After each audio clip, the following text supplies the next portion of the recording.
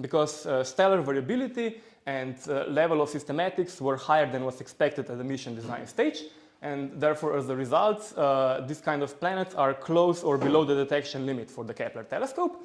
And so as a result, the number of these kind of planets that were detected is very low, and even those that are detected are unreliable, and it's plausible that they are actually just false alarms. So based on these numbers, it's not possible to accurately estimate eta Earth. So current estimates are actually based on extrapolations from other regions of parameter space, so from larger radii and smaller periods. But these extrapolations, first of all, they are not very useful to testing planet formation theories because they do not measure the physics that governs the formation of this kind of planets. And also, they're very unreliable. They come with large error bars spanning orders of magnitude, and in a lot of cases also consistent with 0. And different studies report very different results based on the assumptions that they make in the extrapolation. So the goal of my work is actually to directly measure eta Earth based on the Kepler data and without extrapolation. So how do we plan to do this? So the idea is that we have to slightly modify the philosophy of the Kepler mission. So the Kepler basically detected a lot of these kind of small SNR events, and then it performed a series of tests that eliminated a lot of those if they looked spurious under different conditions. And those that remained supposed to be genuine planet candidates. But in this way, you eliminate a lot of also true planet candidates, and therefore you have a very low completeness. Resulting in a very low number of this kind of detected planets. So instead, the idea is that we want to keep all of those candidates, and we want to assign them reliability. And even if this reliability is relatively low, so that it's not high enough for confirmation, we can still do statistics with it, and then we can learn something about the population of those planets. So the entire framework has to be probabilistic, and we need to be able to assign accurate false alarm probability to this kind of events. Okay, so in order to do that, we need two ingredients. One is we need to have as high sensitive planet detection algorithm as possible to make this kind of planets stand out from noise as much as possible. And then second, we need to be really sure in our estimation of the reliability of those kind of spurious events. I will go over both of those. So we have developed a exoplanet transit detection pipeline. It's basically, we took the Kepler pipeline and then we incorporated a lot of improvements. So for Kepler has a lot of different systematics. You have, for example, stellar variability. Then you have outliers caused by gamma ray hits. Then you have harmonics, different localized effects, and astrophysical events. And for each of those, we introduce some improvements. Maybe I will not go over all of them, but maybe just focus on these localized effects because they're actually very important towards the yield. And so let me just show you how this works on an example. So this is a known planet candidate. It's lab-free Earth-like. Its radius is consistent with it being rocky, and its period is close to Earth periods. It's in the habitable zone.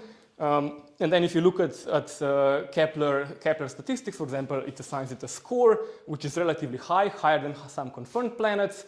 Then you can also look at its reliability, which is also high. Then, for example, you can look at so this is the light curve folded at the period of that planet.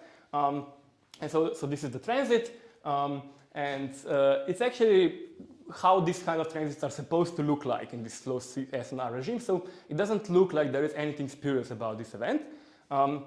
But then when you unfold the light curve, so now you take the folded light curve and you unfold it back, then, okay, so this is the folded light curve. It looks okay, but these are the individual transits. And now you can see that there is actually a systematic here where the flux suddenly increased and there is a corresponding drop here. And so this increase and then decrease, they combine together to look like this kind of U shape. But when you look at the individual transit, it clearly reveals that this is just a combination of systematics and it's not a genuine planet. So what we do instead is we look for this kind of spurious events at the transit-to-transit basis. So we have developed a template bank containing this kind of systematics, and then we convolve the data with these templates, do a match filter, and identify them. And then we say where you can eliminate a lot of these spurious events. And then even when you have a candidate, you can again do this test of unfolding and then automatically looking at each individual transit to look if the planet hypothesis is more favorable compared to this false alarm hypothesis. Okay, so this already, I can already show you that this has big implications for the so can we just go back to that? That was a planet or it wasn't a planet? No, I mean it's official Kepler candidate, but this clearly shows that it's not a planet. Okay. Yeah. Okay. And yeah. So all this period and radius, forget about it. Yeah. Yes. Yeah. But yeah, if you don't look at individual transits, it's hard to tell. No, I understand. Okay, so here I can already show that this has a big implication for the completeness of the pipeline. So this is based on Kepler data, but now we inject planets and then we do an injection recovery test, and then we look at how many planets do we recover, and this is now a true positive probability that you get as a function of false positive probability that you have. So and this is when you don't do this elimination of this localized effect, and this is when you do. And you can see that, for example, at fixed false positive probability of say 10 to the minus 2, you get orders of magnitude better chance of detecting action planet after you eliminate those false alarms. And there are a lot of other things like this that you can do. Okay, so this is some first implications. So here we just took the known Kepler candidates and then we reanalyzed it with our pipeline. So on the left are the known Kepler candidates. This is their histogram as a function of their signal to noise ratio and the period. And then this is reanalysis with our pipeline where we pretend that we don't know about them and we try to independently recover them. And here is the ratio of the two. So white is ratio is 1 and then black is ratio goes to 0. And so what you can see is that at low periods and high SNR, we basically agree on everything. So both pipelines recover all the planets. But then at high periods and low SNR, we don't agree on basically anything. So these kind of Kepler events are unlikely to be independently confirmed by our pipeline. And then when you look at those individual events, you can see that a lot of them are actually look like the one that I was showing you before, which are just combination of localized effects. And this is precisely the regime that we are interested for eta Earth. So this is the period close to Earth and low SNR. So why don't you agree in the high SNR but long period? So why don't we? Why don't you agree as in the high SNR? I would actually show you this in about 2 slides. Yeah. Now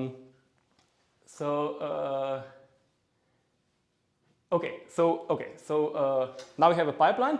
We will reanalyze the Kepler data. We'll get our events, and we will go to as low SNR as possible. But now we need to assign the reliability to each of those candidates. And we need to trust this reliability if we want to do accurate estimates of eta Earth. The critical part here is how to estimate the false positive probability for a given event. In other words, the p-value of that event, the probability of seeing this kind of test score if there was no planet. The way this is typically done in frequentist analysis, you would just do simulations of the data, repeat your analysis, and then study the distribution of the events that you get. However, this is not possible for Kepler data because the data is just too complex to allow reliable simulations. So what Kepler team does is, so they have this kind of way of taking the data and then modifying so that you destroy the planet signal. And then whatever you are left with are supposed to be just false alarms. And then based on this second analysis, you can estimate the false alarm probability. So they have 2 ways of doing this. One is you take the light curve and then you flip it. And the other is you take chunks of the data and then you reshuffle them. And both of these successfully destroy planet signal. But they both also have problems. So the first one is problematic because there are a lot of false alarms which are not symmetric to this inversion. So they will always, for example, produce downgoing defects. And then when you flip them, you will also destroy those.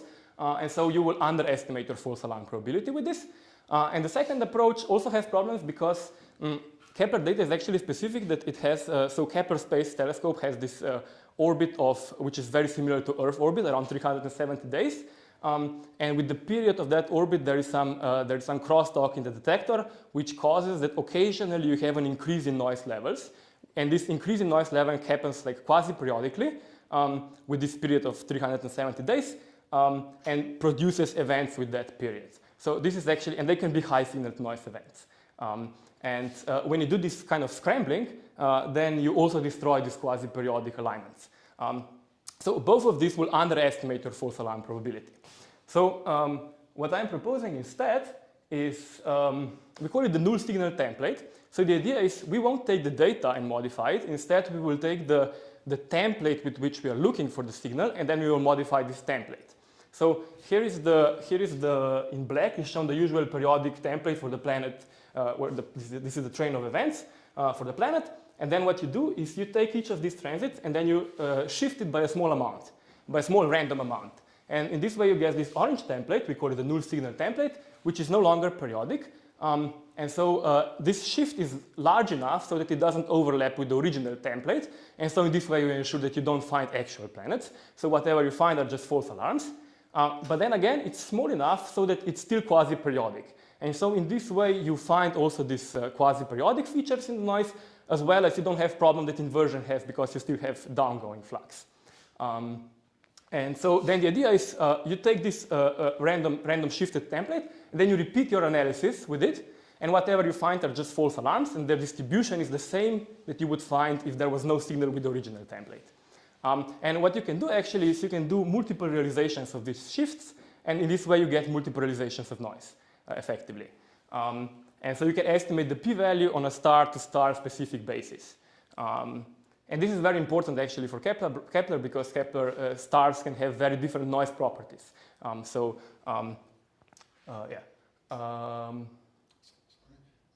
one question. There are many systems with multiple planets, and you can have this kind of shifts of the time of transit because of that. Mm-hmm. So do you do it larger than what you would expect? Yes. Then, yeah, okay. Yeah, it's larger than what you would expect for transit time variations. And also, before you do this, you eliminate the large planets. In principle, it doesn't matter, but it just to make it cleaner. Eliminate how you know that it is. If it's a very high signal to noise ratio. Okay, yeah.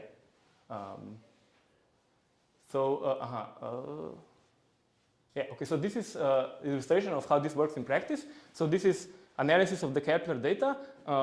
The black is the analysis with the periodic template, and this is the distribution of the events that you find as a function of their period.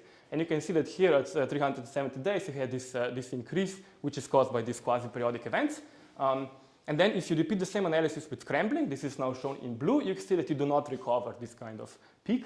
So at these periods, which are very important for eta Earth, you will underestimate false alarm probability and therefore overestimate the number of events that you found. But then if you repeat the same analysis with the null signal template, you can see that you perfectly recover the peak and everything else. So basically you get perfect null simulations with this. And this is not possible with any other method. And in fact, it's even more important for other services like TESS, where you cannot even do scrambling. Okay, so let me show you some first results. So this is, now we took the already known Kepler candidates that are close or in the habitable zone that are relevant for estimations of eta Earth. And so these are the candidates. The green region is the conservative habitable zone and the more optimistic habitable zone. And then the size of the dot corresponds to the size of the planet.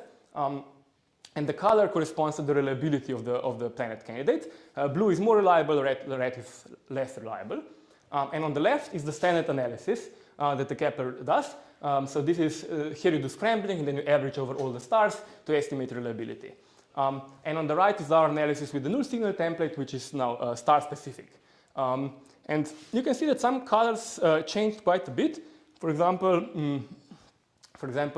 this one here was previously believed to be less reliable, but now actually gets a higher reliability. So we were able to validate this candidate. And this is actually, this is Kepler 452b, which is the closest Earth analog that we know to date. Its period is basically the same as Earth period. The star's temperature is the same as Sun's temperature, and also its radius is close to Earth's radius, slightly larger.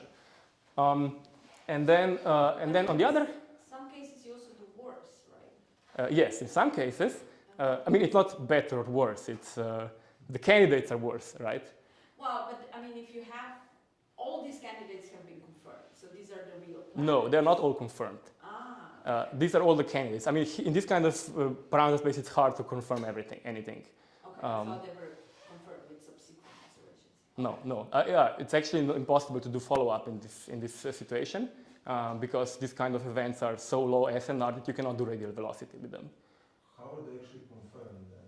They are never confirmed. But they're called confirmed, right? After some time. Some candidates are, like if they are like not in this part of parameter space, but in some other part, like if they are higher SNR, then you can do radial velocity and you measure the mass. So only those that are followed up with something else are then called confirmed. Oh, so it's okay. It's a complete mess of how is it called. So that was the initial philosophy. Everything that's independently confirmed either has a transit timing variation or radial velocity is confirmed. But then some authors also started to confirm them by statistical validation. So basically what we do here. Now it's confirmed doesn't mean anything anymore. But can you follow this up with Hubble or Webb and just confirm them or not? No, you cannot measure radial velocity for them. Not velocity, but you can get the eclipses properly and see the periodicity. And with a bigger telescope, you get higher signal to noise. Actually, the problem is not that much instrumental noise, but the intrinsic noise of, for example, a star. So yeah, that's one issue with this kind of event. Instrumental noise is low enough that you can detect this kind of planet easily, but then you have stellar variability, which is irreducible, and then systematics, of course. Yeah. Okay. Did you assign low probability to anything that was confirmed with some external source and so on? No. For confirmed planets, we revalidated everything. Yes, but there are some candidates, for example, this Kepler 186f, which is supposed to be confirmed, but not by independent method, just based on statistical validation. Now it gets a lower higher false positive probability, so we unvalidate it. And these kind of changes can already have a dramatic impact on eta Earth, because eta Earth, just if you do extrapolation, because extrapolation is so sensitive in this part of parameter space, and there are so few events that if you just change the status of one planet candidate, you can change eta Earth by a factor of 2. But of course, our real plan that we are working on right now is we want to reanalyze all the Kepler data and get false alarm probabilities for those.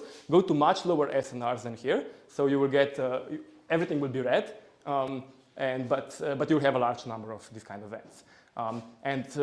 Actually, you do have statistical excess. This is where we are right now. So there is something that you can do. Okay. We're also adapting the same idea to TESS. So for TESS, for example, this kind of null signal template is even more important because usually you don't have that many sectors and you cannot even do scrambling. And also TESS has a much larger number of these kind of glitches, so removing them is more important. So just some first results are, we've already found 40 new planet candidates with a low p-value on just a small scale search over thousands of stars, so we expect many more to follow. With that, I would like to, are there any more questions about exoplanets? Because I want to move to. So I was wondering, you didn't mention also that in the beginning, there's an upcoming Plato mission. Yes. It's also specifically designed to search for flight planets around the stars. Do you have any predictions? Will you be working on that? Maybe We will analyze Plato data as well. It's just that the data is not here. Yeah. Yeah, really interesting. This Kepler story. So did they really, when they were designing Kepler, were they really thinking that they're going to reliably extract Earth-like exoplanets, or how did we not know about like this stellar variability?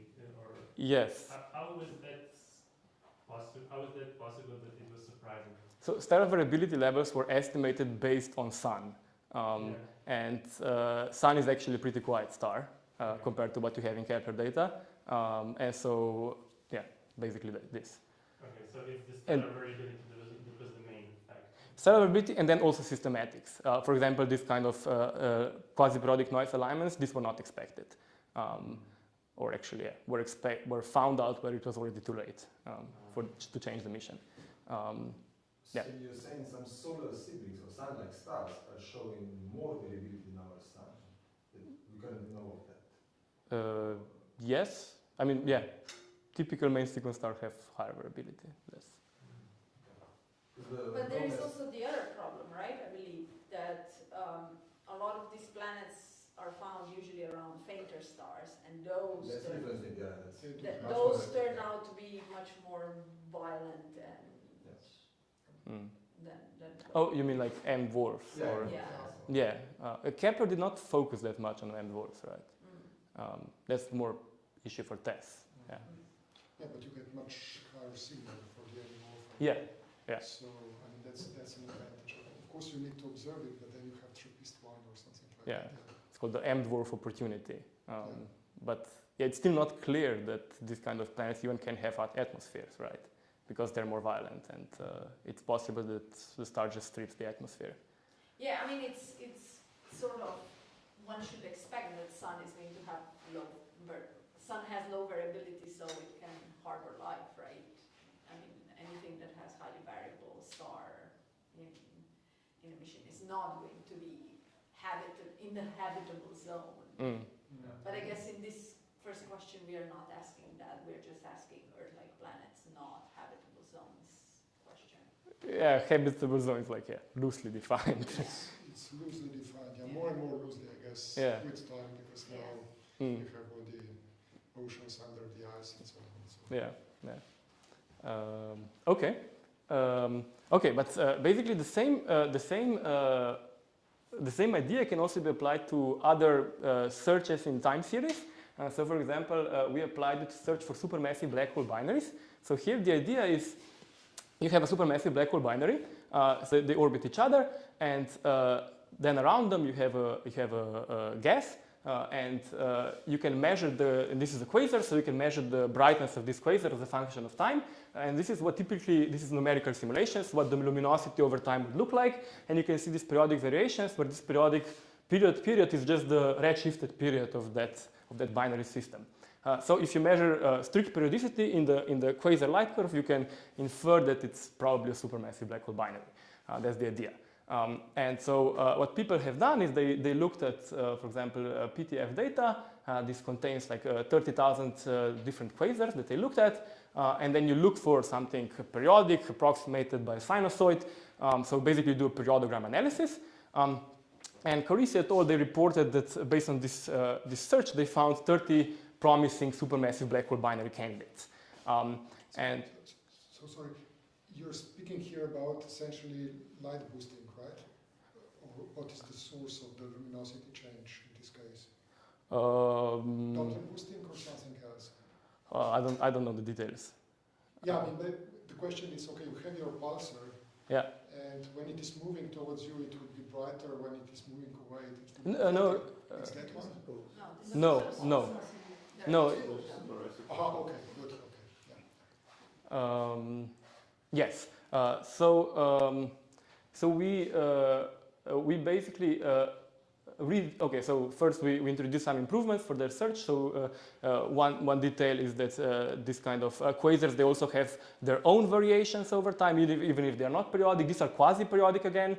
So you can basically do a non-white match filter. And just by this is again the false positive probability is a function of true positive probability. This is if you just do the standard periodogram, and this is if you include these improvements, and you can see that you get about a factor of 20 better of chance of detecting this kind of quasars if you do that. So if you improve the pipeline a bit, but then the main part is you can basically again apply this null signal template idea.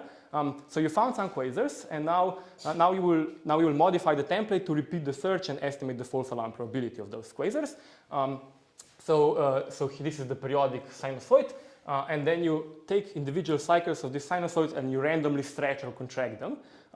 And you can do this in a smart way so that you can have a very small overlap with the original template. So whatever you find will be false alarms. But again, the two templates are similar in this kind of short time scales comparable to the one cycle. So you expect to find this kind of false events like quasi-periodic changes in the brightness. So these are the results. So this is the analysis on this PTF data. This is with the periodic template. So this is the distribution of the test scores that you get for these quasars. This is the log-based factor. So the higher, the more significant the event is. So blue is the analysis with the periodic template, and then these are the null simulations that people previously have done based on some assumptions about the noise. And this is the 99th percentile of the simulations. So you can see that these kind of events are way over those 99 percentiles. So they have a p-value below 1%, and they claim the discovery of these kind of events. But if you repeat analysis with the null signal template, you find actually even higher test scores than you would with the periodic template. So this signifies that actually there is a lot of quasi-periodic junk in the data, actually there is a lot more quasi-periodic stuff than periodic stuff. So for sure you cannot claim that these are significant detections above this non-periodic background. And also it shows that this kind of noise assumptions that are typically done, for example, like damped random walk model of the quasi-variability, are clearly insufficient because they were not able to reproduce these quasi-periodic features. Yes, so yeah, our conclusion is that all of those 30 candidates are very likely false events. Okay.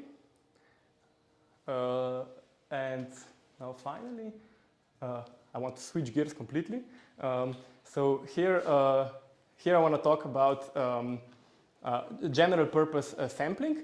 So here we're trying to do inference on high-dimensional probability distributions. So basically, the critical thing is you have some probability distribution over some parameter space X, where this X can be a high-dimensional vector, and then you're trying to generate samples from these distributions. This is very useful in various different disciplines. For example, whenever basically it enables you to do Monte Carlo integration, and this is useful whenever you want to do high-dimensional integrals. It's basically the only way to do numerically integrate things in high dimensions.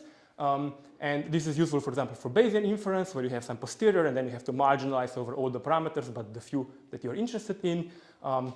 So, for example, it's useful in cosmology, where you do these kind of inverse problems, in machine learning, for example, for Bayesian neural networks, but then also in quantum and statistical physics when you want to evaluate either partition functions or path integrals, and yeah, also in other fields.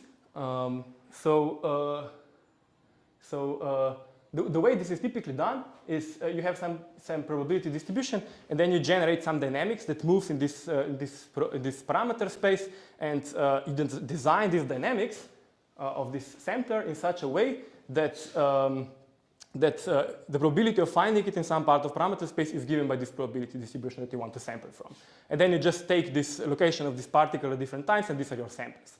So the way this is typically done, for example, in Hamiltonian Monte Carlo or Langevin Monte Carlo, is you have this kind of stochastic differential equation, which is designed in such a way that you have this P that you want to sample from inserted, and you can show that this kind of stochastic differential equation converges to your probability distribution that you want to sample from. So what we have been developing is an alternative to that, where you have a different stochastic differential equation. The critical difference is this projection operator here, which makes sure that the velocity of that particle is constant throughout the sampling, and this ensures that the dynamics is more stable. And still it converges to the same stationary distribution. Another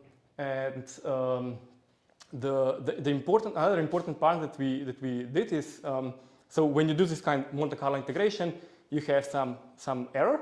This error is caused by the variance because you only have a finite number of samples, and then also because of bias, because this numerical integration that you do is imperfect. The way this is typically corrected is you do some metropolis test, which accepts or rejects this proposal with some probability, and in this way you eliminate the bias. But on the other hand, because you have this acceptance probability, you need to have low step size to make the acceptance probability high enough, and this actually increases your autocorrelation length and therefore the variance. So at the cost of reducing bias, you actually increase the variance, and so your error is actually larger. So what we have been doing instead is keeping this bias, eliminating the metropolis test, and instead designing algorithms that keep the step size low enough that the bias is negligible. This is easier to do than to have step size. Step size is still much higher than what you would have to have low acceptance probability, high acceptance probability. Okay, so let me just show you a picture. Yeah. How much faster is this than a classical Gibbs sampling or something? Like orders of magnitude faster. In how many dimensions? Okay, compared to Gibbs sampler, even probably in 10, it's probably much faster. But what we are concerned, I mean, here we're doing millions of parameters. So it's not even possible to do anything but HNC or this, basically. So yeah, let me show you just how this works. So this is first a very simple example. This is the Gaussian, how it scales with the dimensionality of the problem. So here we go up to 10 to the 5. And this is how many gradient calls do you need, basically runtime. And so lower is better. And these are the schemes without metropolis adjustment that we developed, and these are the standard schemes. And you can see that the standard schemes, their cost increases as you increase the dimensionality, whereas these ones keep a constant cost no matter what the dimensionality. So this is then the great advantage in the high dimensions. And this is our dynamics. So it's the best performing one. And then, okay, so now let's move towards more realistic examples. So this is now a Rosenbrock distribution. So this is a banana in high dimensions. And you can see that quantitatively the conclusions are the same. So still the metropolis adjusted schemes get worse and worse, the higher dimensionality, whereas these ones stay constant. Okay, let's move to even more realistic ones. So this is the toy model for lattice quantum chromodynamics, the U1 theory, and this is the statistical field theory. Again, the same. The unadjusted schemes perform much better. So here, for example, at million parameters, they do 1,000 times faster than what you would get with standard NUTS sampler.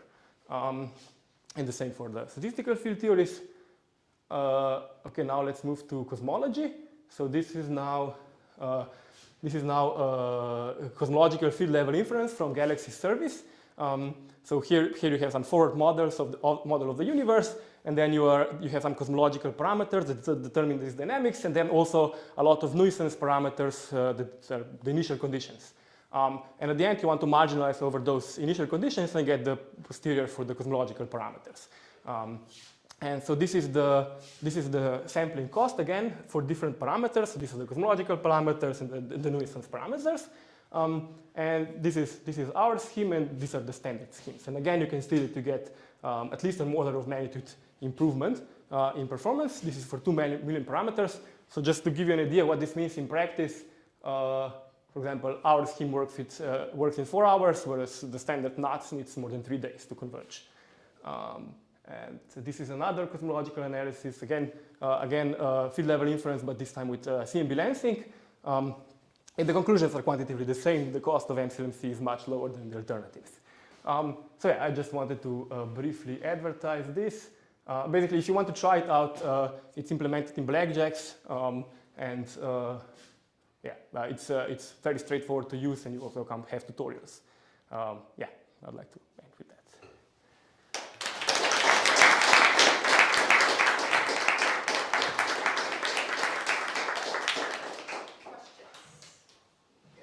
So about this algorithm, typically one of the big challenges is that we want to find the global minimum, right? Not the number of local ones. So how does this algorithm do with respect to that? If your question is about multimodality, Yes. it doesn't improve. It's the same as any other sampler.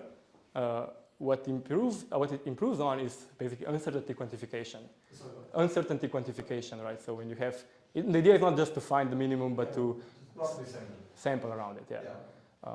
And this kind of, for example, cosmological parameters, they don't have these problems, they don't have this problem of finding the local mode. You already have the local mode. You just want to have constraints that are accurate. Sure, okay. Thanks. Any other questions? I actually have one. Have you tried to implement your previous algorithm on time delays for gravitational lensing?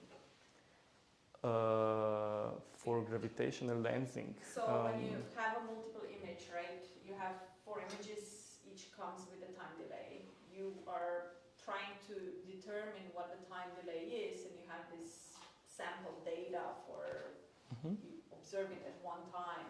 Each image has its own time delay, and so you have to unscramble and get the time delay out. And that turns out to be, even though it sounds like a simple problem, turns out to be a very difficult problem, and people have really hard time getting quasar time delays, just because quasars, as you mentioned, have their own periodic, quasi-periodic periodic thing. So this is a question about pulsar timing arrays, right? Or just? No, I'm just thinking whether your methods could determine whether something is varying with because it's the same problem, right? Is something varying with a exact period, and so would you be able to find? No, we have not applied it there. Okay. Yeah, but maybe, yeah. I know that for example, for LIGO analysis, people are doing something similar, where you have this, for example, 2 detectors and you have time delay between them. So to do this null test, they shift the time delay to something unphysical. No, because this is not so much detection, this is more determining the actual time delay Mm-hmm. and getting the data on screen. Oh, yeah, sure. I thought because Ulrich is there, he would make you do some lensing too, but. Okay. Any other questions? Yeah. So I didn't quite understand why you cannot scramble the TESS data. Okay. Often you just have 2 sectors, for example. So Just have 2 sectors of observations. Okay. And so then scrambling doesn't do much, really. Right. Or So often we even have just 1 sector. Okay.